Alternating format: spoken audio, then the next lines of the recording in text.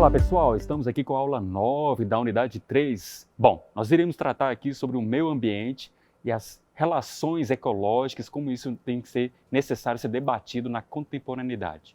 Bom, temos aí um historiador importantíssimo da nossa contemporaneidade, o professor da Universidade de Jerusalém, o israelita Yuval Harari. Ele traz no seu primeiro livro, chamado Homo Sapiens, uma breve história da humanidade, que vai tratar exatamente a respeito da relação do ser humano com os animais. Uma argumentação poderosa do Yuval Harari a favor, em defesa dos direitos dos animais.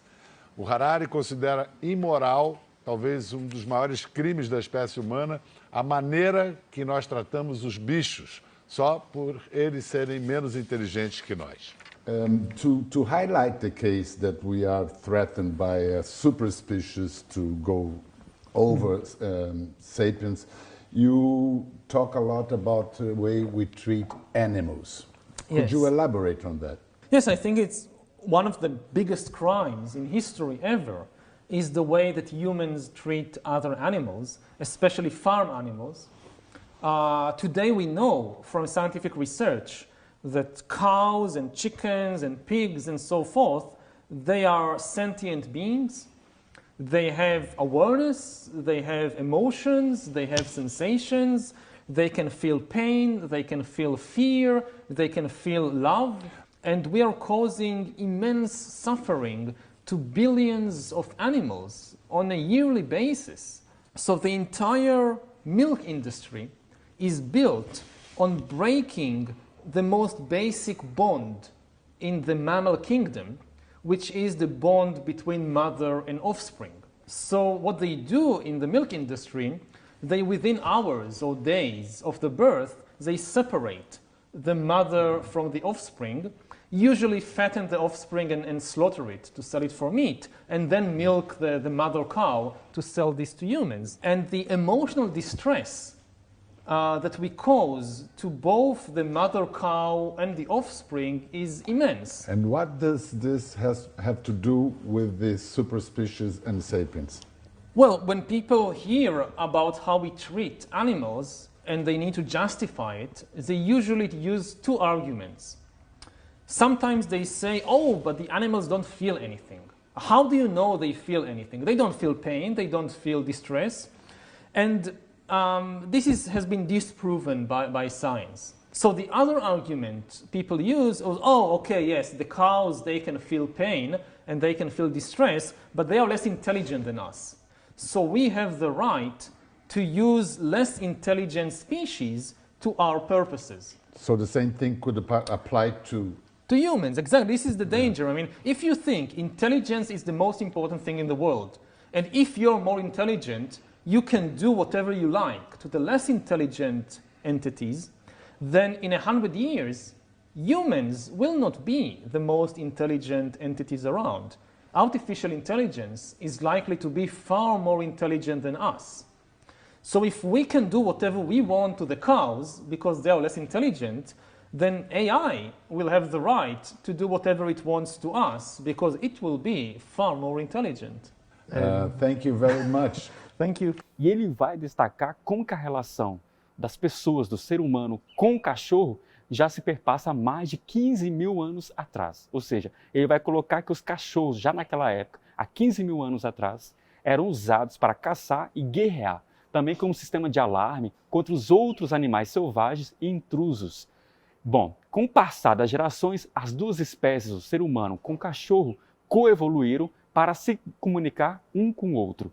Os cachorros que eram mais atentos às necessidades e aos sentimentos com o seu companheiro humano recebiam mais cuidados e os alimentos e tinham mais probabilidades de sobrevivência. Bom, então é um vínculo que já temos aí há mais de 15 mil anos, que resultou numa compreensão de um laço afetivo muito mais profundo entre nós, seres humanos, com os cachorros e que entre nós e qualquer outro animal. Então, nós temos aí o primeiro contato de uma forma doméstica, de cuidado, de domesticação, é com o cachorro, logo depois também surgem os gatos felinos. Mas também existe um detalhe interessante a observar. Há uma imagem aqui do lado que a gente pode observar, encontrada pelos arqueólogos, que é uma foto que temos aí, que é um túmulo que em torno de 12 mil anos atrás, que foi encontrado em Israel, que contém o esqueleto de uma senhora por volta de 50 anos, ao lado de um filhote de cachorro. Então já observa-se aí esse laço afetivo entre o ser humano com o animal. Porém, o que eu quero tratar aqui é o aspecto também delicado, negativo, de como nós nos separamos da questão da natureza, já que nós estamos trabalhando aqui com o pensamento ecológico. O mitólogo, o estudioso de mitologia, Joseph Campbell, com o livro O Poder do Mito, O Herói de Mil Faces, que já falamos aqui em aulas anteriores, ele vai colocar o quanto nós, a cultura moderna, a cultura pós-moderna, científica, tecnológica, que tem colocado a razão como algo prerrogativo de centralizar a verdade humana, fez por distanciar nós com os outros seres da natureza. Então nós olhamos de forma distanciada. É como se nós, enquanto humanos, deixamos de ser natureza e olhamos como nós algo separado dela. Mas isso é um equívoco que vai surgir no início da modernidade, que vai afirmar com René Descartes o penso logo existo, ou seja, essa afirmação do indivíduo separado com aquilo que está ao redor dele, com a natureza. Bom, a retomada do Joseph Campbell é restaurar essa conexão a partir dos mitos. Observar que nós somos seres de parentesco com os animais e com toda a natureza, com todo o cosmos, com todo o universo. É essa prerrogativa pensada por Joseph Campbell, por Carl Gustav Jung e todos os demais estudiosos da área que vai relacionar a psique humana com aquilo que aparece com os elementos naturais, principalmente em outras culturas, como o xamanismo e outras tradições espirituais. Então, significa que nosso estar no mundo, à medida que nós fomos artificializando o nosso habitat, nossas relações uns com os outros da mesma maneira. Imagine um momento culminante, a formação da cidade, maior invenção humana. Por que a cidade é a maior invenção humana? Imagine o número de outras invenções que a cidade proporcionou. A cultura é um imenso acelerador, condensa e acelera imensamente todo esse tipo de criação de novas formas, novas invenções, novos modos de organização. Toda a atividade dos 7,5 bilhões de pessoas hoje afeta o mundo natural de uma forma extremamente significativa. Ou seja, se geólogos do futuro examinarem, por exemplo, o fluxo dos grandes rios, vão descobrir que no mesmo século, que é muito pouco, né, todas as bacias de todos os grandes rios do mundo tiveram seus padrões de sedimentação modificados. Todas. O Amazonas, Mississippi, Paraná, São Francisco, Indo, Ganges, todos. Foi a ação humana, fazendo barragens, irrigação, drenagens, desviando os cursos, etc, etc. Estamos lançando mais partículas na atmosfera, nossa civilização carbônica, do que o conjunto dos vulcões. Somos mais hoje, somos um vulcão continuamente aceso, continuamente lançando partículas. Estamos transformando a biodiversidade, estamos transformando os regimes do clima. Vivemos hoje não mais num planeta em que a nossa presença é irrelevante. Ao contrário, hoje nós somos uma força que moldará nas próximas décadas o destino da biosfera do planeta Terra, terceiro planeta rochoso no sistema solar. Nossa capacidade de intervir sobre o ambiente tem sido guiada, né, tem sido modulada por uma espécie de ilusão acerca da distinção entre a cultura e a natureza. De outra maneira, como se a natureza pudesse ser usada, explorada, devastada, consumida, sem que isso tivesse efeito sobre a cultura. Temos agido de tal maneira a ignorar ou a desprezar esses vínculos que, no entanto, são constitutivos. É como se a gente se cegasse, a gente se cortasse, a gente se mutilasse nisso que é nossa própria ser. Não podemos ser outra coisa. Nas próximas décadas, 10, 20 anos, caminhos irão se definir acerca dos regimes de funcionamento do sistema complexo Terra, do qual nós fazemos parte. Exemplo, se continuarmos pegando sol fossilizado, usando essa energia desse sol antigo, descartando a embalagem de carbono, fora é o resto do planeta, aqueceremos a atmosfera a tal ponto que haverá uma mudança climática intensa. Essa mudança climática intensa significa que todos os regimes de funcionamento da agricultura serão modificados. Todos os regimes de chuva, regimes de seca, todos serão modificados. A civilização humana sobreviverá a um cataclisma dessa ordem?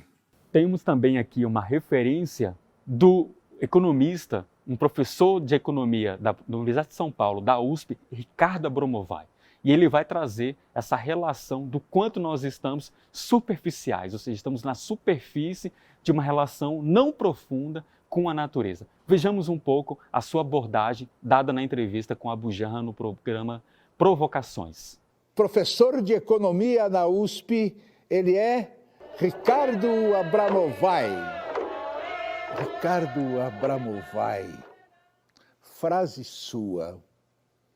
A economia global tem de se reinventar já para que o futuro do planeta não seja espartano. Explica para nós isso, por favor. A economia do planeta tem que se reinventar porque, do jeito que ela está funcionando, ela está produzindo um conjunto de bens e serviços que estão distanciando as pessoas do bem-estar em vez de aproximá-las do bem-estar. E eu vou te dar um exemplo muito concreto.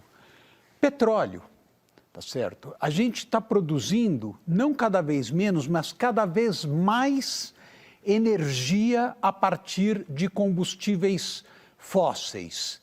Isso é inadmissível. O patrimônio das empresas fósseis hoje, se esse patrimônio for convertido em riqueza efetiva, ou seja, se queimarem o que está em seu poder, isso vai destruir o sistema climático. Isso não é uma figura de linguagem, uma aproximação, isso é muito concreto.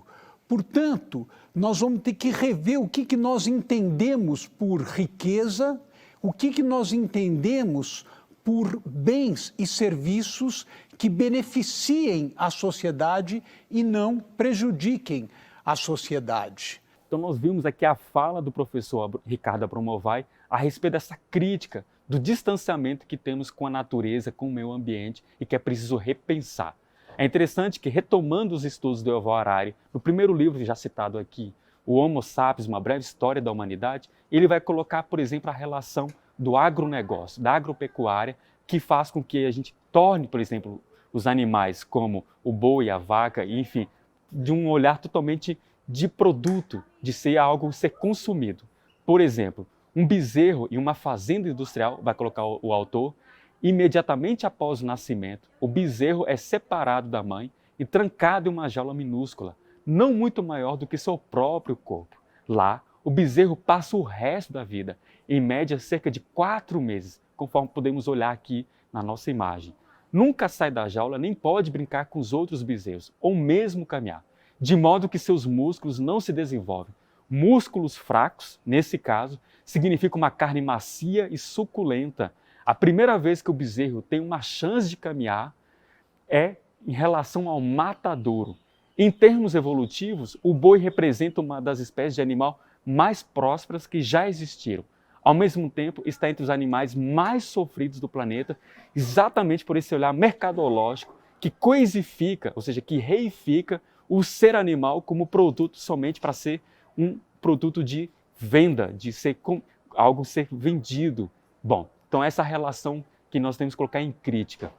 E por fim, também temos a abordagem, o último livro do Yuval Harari, que vai falar sobre 21 lições para o século XXI, que é o algoritmo, a inteligência artificial. Isso vai mudar muito a nossa relação. Já está mudando em relação devido ao nosso convívio com a natureza, devido aos impactos no mercado de trabalho. E isso vai criar repensarmos o que é o sujeito humano no planeta. Então é interessante salientar o fato que, por exemplo, daqui a algum tempo, os carros automáticos, carros que não precisarão ter, por exemplo, motorista. Hoje nós já tivemos o impacto de que o Uber, o uso de aplicativos como 99, Uber, tomou o espaço do táxi, por exemplo. Mas futuramente será tomado o espaço desses motoristas, porque teremos carros que não terá necessidade de alguém dirigindo. Nós podemos conectar o celular, o aplicativo com o carro no estacionamento e ir até o destino da qual nós queremos, sem necessitar de um motorista. Então vai ter todo um impacto devido à inteligência artificial. O automóvel hoje é um fator de degradação dos tecidos urbanos. Daqui 10 anos, o automóvel vai ser uma plataforma digital altamente conectada e sem motorista e de uso coletivo, compartilhado. Você vai chegar na rua com o seu celular e você vai localizar um automóvel no qual você vai entrar, no seu celular você vai digitar o destino, ele vai te transportar a esse destino com segurança, as vagas na rua vão estar destinadas para esse objeto e você vai colocar isso na sua conta, vai pagar isso na sua conta por um custo muito inferior ao que você gasta hoje com o seu automóvel individual. Com isso, vai criar também uma relação com a natureza, já que cada vez mais nossa relação de ser humano está voltado para a máquina, para os robôs e para aquilo que é entendido como uma inteligência artificial, uma inteligência enquanto aparelho de máquina. Então nós estamos aí cada vez mais nos distanciando, em certa medida, do pensamento ecológico, mas há perspectivas filosóficas e de militância política voltado para essa reflexão. Bom, eu agradeço pela sua atenção e fique atentos aos referenciais aqui colocados. Um forte abraço.